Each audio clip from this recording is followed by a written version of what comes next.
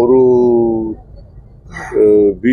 RSSನವರು ಸರ್ಕಾರಿ ಜಾಗಗಳನ್ನ ಬಳಸ್ಕೊತಾರೆ. ಅದನ್ನ ನೀವು ತಮಿಳುನಾಡಿನಲ್ಲಿ ಸರ್ಕಾರ ಏನು ಮಾಡಿದೆ ಆ ಥರ ಮಾಡಿ ಅಂತ ಬರೆದಿದ್ದಾರೆ. ನಾನು ಚೀಫ್ ಸೆಕ್ರೆಟರಿಗೆ ಪರಿಶೀಲನೆ ಮಾಡಿ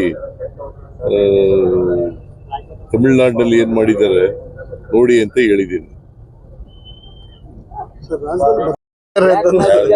ಮುನಿರತ್ನ ಹೇಳಿದ್ರು DKC ಅವರು ತಮಗೆ ಮಾಟ ಮಾಡಿಸಿದಾರೆ ಅಂತ ಆರೋಪ. ಮಾಟ ಹೋಮ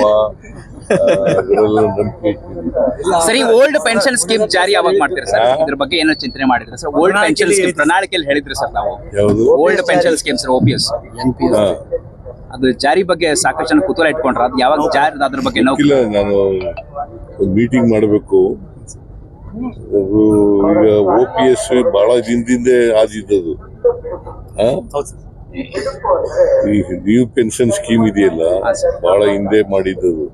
ಕೇಂದ್ರ ಸರ್ಕಾರದ ಪ್ರಕಾರ ಮಾಡಿದೆ ಅಷ್ಟೇ. ಕೇಂದ್ರ ಸರ್ಕಾರದವ್ರು ಮಾಡಿದ್ರು ಅದ್ರ ಪ್ರಕಾರ ಮಾಡಿದ್ರು. ಈಗ ನಾನು ಆಗಾಗ ಊಟ ಕೊಡ್ತಾ ಇರ್ತೀನಿ, ಬಹಳ ದಿನಗಳಿಂದ ಕೊಟ್ಟಿರ್ಲಿಲ್ಲ, ಅದಕ್ಕೋಸ್ಕರ ಕೊಡ್ತಾ ಇದ್ದೀನಿ. ಅಲ್ಲ, ಇದೇನೋ ಸ್ಪೆಷಲ್ ಊಟ ಅನ್ಸರ? ಊಟ ಸ್ಪೆಷಲ್ ಏನಲ್ಲ, ಮಾಮೂಲಿ ಊಟನೇ. ನಿಮ್ಗೆ ನಿಮ್ಮ ದೃಷ್ಟಿನಲ್ಲಿ ಸ್ಪೆಷಲ್ ಆಗಿ ಕಾಣಿಸುತ್ತೆ, ವಿರೋಧ ಪಕ್ಷದವ್ರ ದೃಷ್ಟಿನಲ್ಲಿ ಸ್ಪೆಷಲ್ ಆಗಿ ಕಾಣಿಸುತ್ತೆ. ಇದು ನಾರ್ಮಲ್ ಆಗೇ ಇರ್ತದೆ ಫುಡ್. ಸರ್, ಸಂಪುಟ ವಿಸ್ತರಣೆ ಆಗಿರ್ಬೋದು, ಪುನಾರಚನೆ ಮುಂದಿನ ಹಂತದಲ್ಲಿ ಸಂಬಂಧ. ಪುನಾರಚನೆಗೂ ಊಟ ಕೊಡೋದಕ್ಕೂ ಸಂಬಂಧ ಇದೆ. ಸರ್, DK ಶಿವಕುಮಾರ್ ಸರ್ ಒಬ್ಬ ಶಾಸಕ ಹೇಳಿದ್ದೆ ಆಗಿತ್ತು ಅಂತ DKC ಅವರು ಹೇಳಿರುವಂತ. DKC ನಾನು ಉತ್ತರ ಕೊಡೋದು. High command is N high command.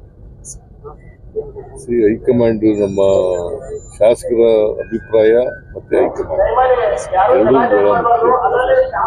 ಈಗ ಶಾಸಕರ ಅಭಿಪ್ರಾಯ ಇಲ್ದೇನೆ ಯಾರು ಮುಖ್ಯಮಂತ್ರಿ ಆಗೋಕ್ಕಾಗಲ್ಲ. ಬಹುಮತ ಇದ್ರೆ ಮಾತ್ರ ಆಗೋದು. ಮತ್ತೆ ಹೈಕಮಾಂಡ್ ನ ಆಶೀರ್ವಾದನೂ ಇರಬೇಕಾಗುತ್ತೆ. ಸರ್, ನೈಟ್ ಡಿನ್ನರ್ ಗೊತ್ತಿಲ್ಲಪ್ಪ, ನಾನು ಅದ್ರ ಬಗ್ಗೆ ತಿಳ್ಕೊಳಕ್ ಹೋಗಿಲ್ಲ. ಮುನಿರತ್ನ ಅವರಿಗೆ RSS ಟೋಪಿ ಹಾಕಿದ್ರು. ಈಗ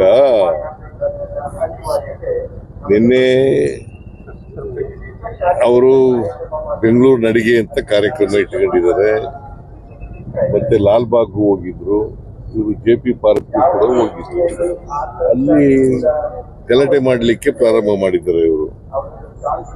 ಅವರು ವೇದಿಕೆ ನಿರ್ಮಾಣ ಮಾಡಿದ್ರು, ವೇದಿಕೆಗೆ ಬಂದು ಕೂತ್ಕೊಂಡು ಅವ್ರ ಅಭಿಪ್ರಾಯ ಹೇಳ್ಬೋದಾಗಿತ್ತು.